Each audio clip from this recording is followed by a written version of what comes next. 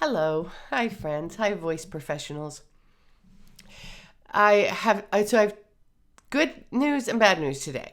So the bad news is that I have a horrible cough and upper respiratory thing, which I suspect as being COVID related, though I am testing negative.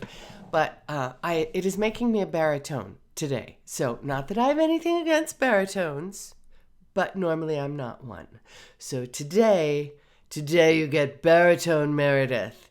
So that's the bad news. Also, I might make a disgusting coughing sound during this broadcast, which I really hope I don't because it's gross. Trust me. And then the good news is that today, Marissa Naismith's, Dr. Marissa Naismith's podcast, A Voice and Beyond, dropped, and I am the guest on it. So I'm very excited about that. I love her broadcast. I've been listening to it for, I don't know, a long time. When she, there's so many cool people on that podcast. She's interviewed so many interesting people. And every time when she called me and said, do you want to be on my podcast? I was like, I am not worthy. But but it turned out I was worthy. It's a very interesting broadcast. I mean, I thought so, but I'm biased because I think what I teach is really interesting. Because you have to think what you teach is interesting, or else you have to do something else. Because otherwise life is too short. That's what's going to happen. I'm going to laugh, and then it's going to turn into a gross cough. So I hope that doesn't happen. Anyway, in the past week, let us talk about our subject today, shall we? In the past week or so, social media has been talking about placement. Different people have been in our industry have been talking about the concept of placement. So is that a thing? Is it a thing we should be teaching? Is it a thing we should be avoiding? Is it a word we should be using? That's what we're going to talk about today. I have a couple ideas about placement that I have not seen shared by others. Doesn't mean it hasn't been, but I'm going to share them with you today. Different people have different ideas about the word placement. For some people, the whole notion of the word placement is really problematic. And for some people, it's really an effective tool they use in their studio. For the sake of our discussion today, because we are going to use that word, we're going to assume that the singers as an instrument have a unique experience of making musical sound. An experience that is unique to singing. And we are going to assume, for the sake of our discussion, again, that the word placement refers to a singer's physical sensation of the vibrations generated by phonation. Specifically, that they experience in the face, head, or mouth. I understand that face and mouth are part of your head, but just work with me here. I'm sick, you guys. Okay. If you are listening to this today, it means you are either a singer or you are another voice professional who uses the idea of placement in their teaching or their singing. Or you are someone for whom this has never been an effective tool, and so you are adamantly not using the concept of placement in either your teaching or your singing. I am delighted, like today, placement ain't going to happen for me today. Holy cow. I am delighted to tell you that I would like to offer hope to, I would like to stimulate ideas from both camps today. We're going to talk about how brains work a little bit. What happens with hearing and with feeling and some of the choices that we make when it comes to placement. So stay with me. This is going to be an interesting one, you guys. I got fireworks in my head on Saturday, and on Sunday I just wrote it all down. So, and it's my freebie today. So we'll get to that in a second. I am Meredith Colby. I am the author of Money Notes, How to Sing High, Loud, Healthy, and Forever, which, by the way, is 75% off at Amazon right now. So, because the new one is going to be written this year, hopefully. Anyway. It introduces neurovocal, a way to teach popular styles that is based on brain science. I am a voice coach specializing in popular styles, which I teach privately, by the way. And I also teach classes to voice professionals in neurovocal for popular styles. And these classes give voice teachers and coaches amazing tools to very confidently teach popular styles in their own studios. In fact, let's see.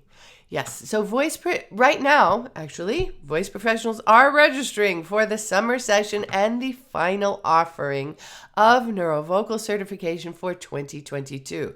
This is the month to register, my friends. Actually, the last 2 days. It's only 2 more days of the big discount, and then prices start to inch up a little bit.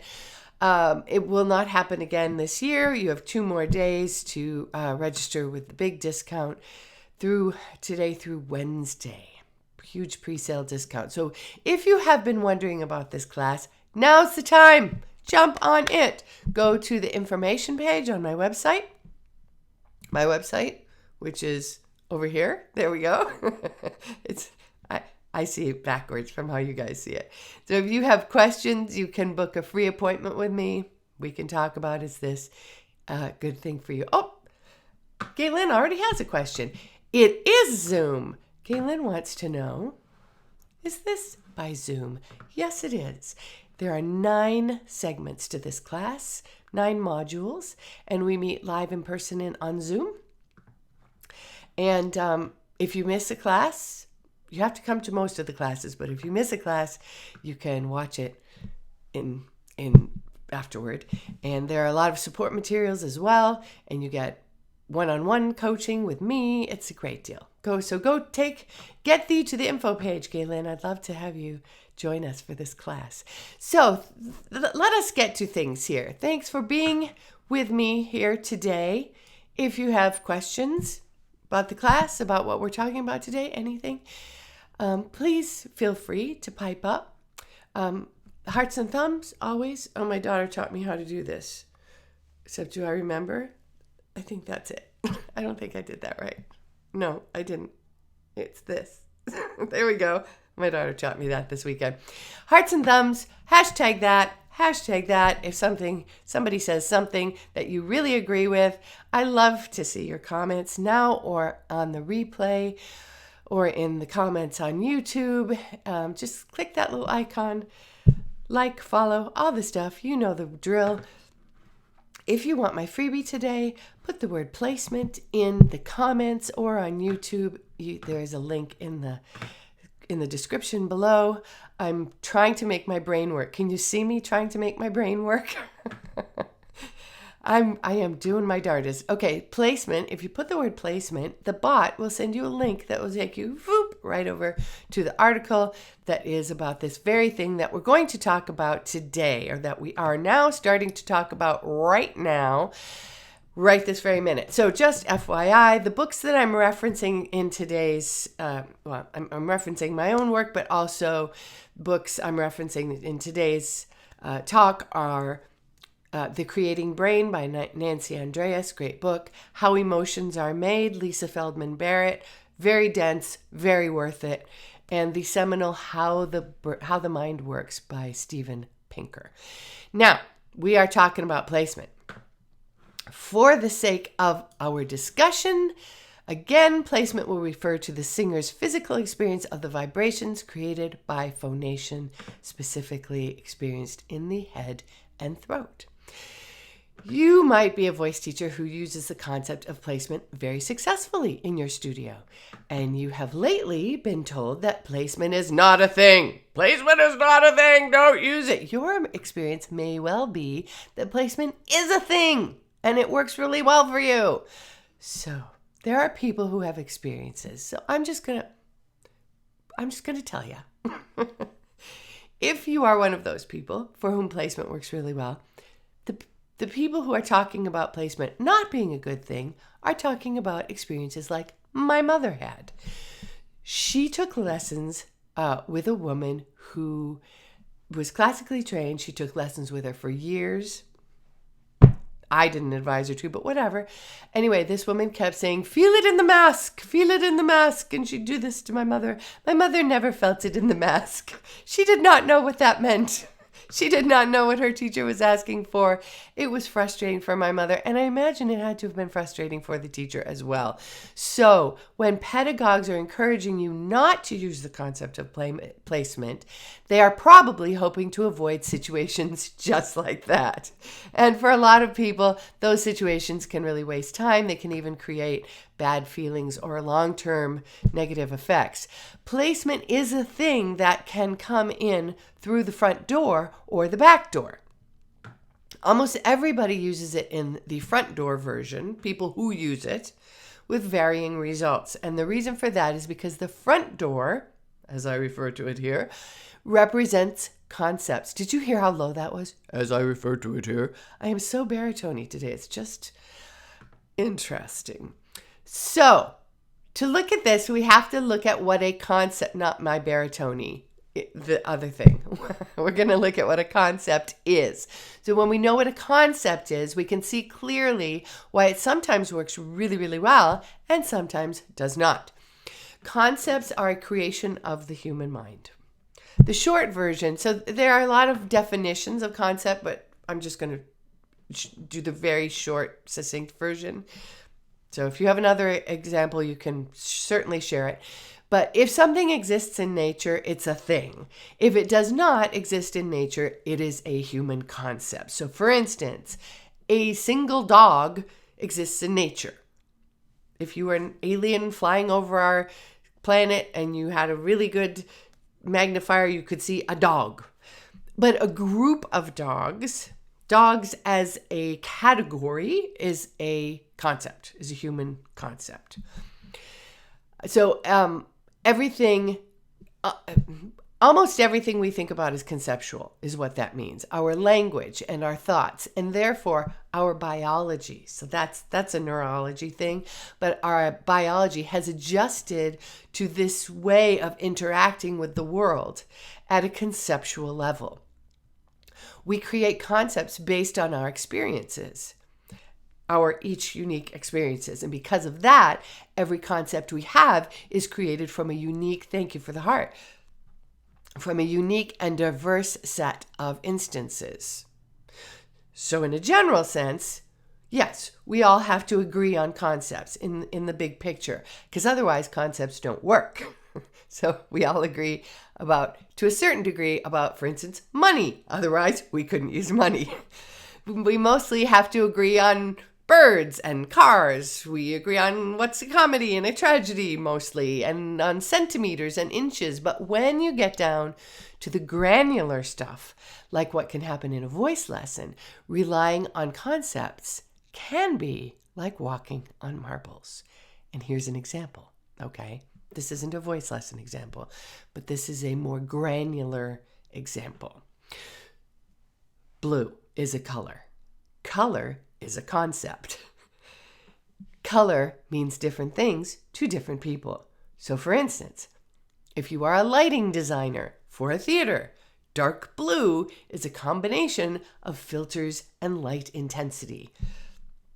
If you're a painter, it is a combination of several dark hues of blues and maybe some other colors as well. If you're colorblind, blue could be what the rest of us call a kind of green. If you are an accountant, you might be aware of maybe 4 or 5 different kinds of blues, because that's just not kind of where you live, right? But if you're an interior designer, it's very much where you live, and you can rattle off 30 different blues in a second without blinking, without taking a breath. The word blue represents different concepts to different people based on their experience, on their abilities, and on their interests. So generally, the more complex a concept is, the more personal and unique it is. So blue is a somewhat individual concept, whereas money or social justice would be much more specific and much more individual. So let's bring that into the voice studio. So all of that about concepts, okay? Defining that term. Whenever we ask a student to assign a concept to a sound, we're gambling that our concept will match the student's concept. Okay, that's the thing. Sit with that for a second. the probability that the concepts we throw out during a voice lesson will exactly match our student's concept for that same thing is almost zero. Almost zero. That doesn't mean we shouldn't do it. It just means we need to be aware of it. We're constantly asking our students to listen to themselves and assign some kind of aesthetic value to the sounds that they are making. So those values that we're asking them for are concepts. So when you say to your student you want them to say lift the sound, okay? Or make a sound like a siren or a bird or a baby or whatever sounds you ask them to use, you are asking them to match their concept to your concept as you are asking for it. Now, we know from experience that this can be very effective. This can be a very effective thing. But we also know that it can lead to frustration because sometimes it's really ineffective. Mostly because we all generally assume, and this is a thing, this is just an everybody thing. This isn't a you thing, it's an everybody thing. Mostly because we all generally assume that our concepts match everyone else's concepts. Because we kind of have to assume that in order to function in the world. But in the voice studio, this is where we have to be aware of it because we tend to assume that our concepts match our students' concepts. And they seldom do match exactly to that granular level that we need in the voice studio. When you teach a single individual, as we do, you are in a very luxurious position. You are in the position of finding out what that person's concepts are. So for instance, regarding placement, which is our subject today, you may want to avoid saying, you should feel this and this when you make that sound. Instead, you could guide them toward, for instance, a more relaxed sound. And when you get it, even if it's just on a single pitch or a single vowel, you ask them what their concept is. For instance, so let's say you have them doing an exercise on an E vowel. Excuse me, I have to have a drink. Let's say you have them doing an exercise on an E vowel. And so you've asked them to do something, and every time they hit the G sharp in this exercise, their sound just like gets really ringy and present. So you can stop them and ask them if they notice that. And if they do, you can ask them the question that you would ask.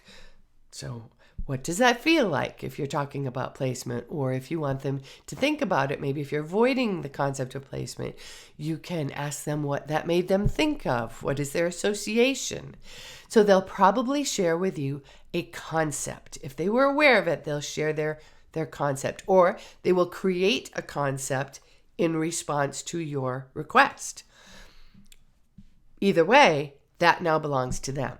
That's their concept that they now own. It was not generated by you, and you can reflect that concept back at them. It becomes a very useful teaching tool for helping that individual. And who knows, maybe more individuals down the road, but in that moment for that individual, they created that concept. Now, most voice teachers and coaches do use concepts to teach. Since the singer's instrument is trapped inside their body where their brain lives, that has been proven to be a very useful way of teaching singers to improve their singing. Millions of voice pros have used it for hundreds of years, but in my approach, which is based on brain science and called neurovocal, it was developed basically to help singers in amplified music situations. So in neurovocal, we don't use we do use conceptual teaching for sure, but that's not where we start. So mostly because because when we use sonic feedback, it has to sort of filter through our conceptual system. So we have to conceptualize it. We have to, and with that comes value judgments and all kinds of stuff. So that can become very unreliable in situations where singers can't hear themselves. And band singers almost always cannot. There was a better way to say that, but you're with me. People who are singing in band situations, amplified situations, can't hear themselves either well or sometimes really at all. So Galen has a question, which is, what do I mean by sonic feedback? That's fancy talk, Galen, for hearing yourself. So when I hear myself, when I make a sound and I hear it and it goes through my conceptual system, actually, it doesn't have to. When I make a sound and I hear it, that's sonic feedback or aural feedback or sonic outcomes. Sometimes people call it sonic outcomes. So it's just fancy talk. I could just say for hearing yourself. So sorry about that. I should have done that. I get in this space of like being very sciencey when I write, and then I use sciencey words. Anyway, but it just means hearing yourself. Some of you might have heard, so you actually, speaking of sciencey words, some of you might have heard the word somatoception, like in somatic voice work. Somatoception is a word that is a sciencey word that refers to all the feels that you have. So the way that you experience your body in space, the way you experience balance, pain, the way you feel temperature, all of the feels. So interoception, so each of those feels has their own name in science. Interoception is one of them, and that is the part of somatoception that refers to your perception of sensations from inside your body. So normally you don't notice your stomach at all, but when you have a stomach ache, you have an interoceptive experience of your stomach. So that's what interoception is. In neurovocal, we begin by what I call moving the big rock. We begin by shifting a singer's attention from what they're hearing to what they're feeling. And that sounds easy. And for some people, it is really easy. But for most people, it takes a certain amount of intention and also some plain old getting used to, because it's not something we normally do.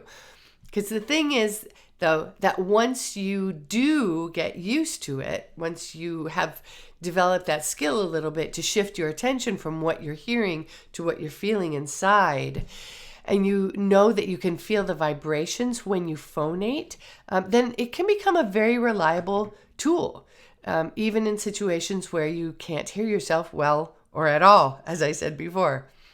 So yeah, if you're a band singer, pipe up about that. I'd love to hear it. Placement becomes a function of, in this case, back to our subject of placement, in this case, placement becomes a function of interoception. It becomes a feeling thing. It is not a random, like, make a circle and say mask kind of a thing and hope that your student's concept matches your concept. It's not like that. It's a learned and practiced skill that almost everybody can learn.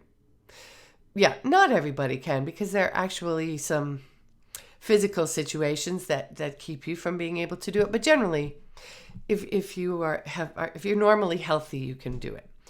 So anyway, anybody can learn that. And that's another version, another way into placement. So concepts are what everybody uses when they teach. We all use them because that's where we live.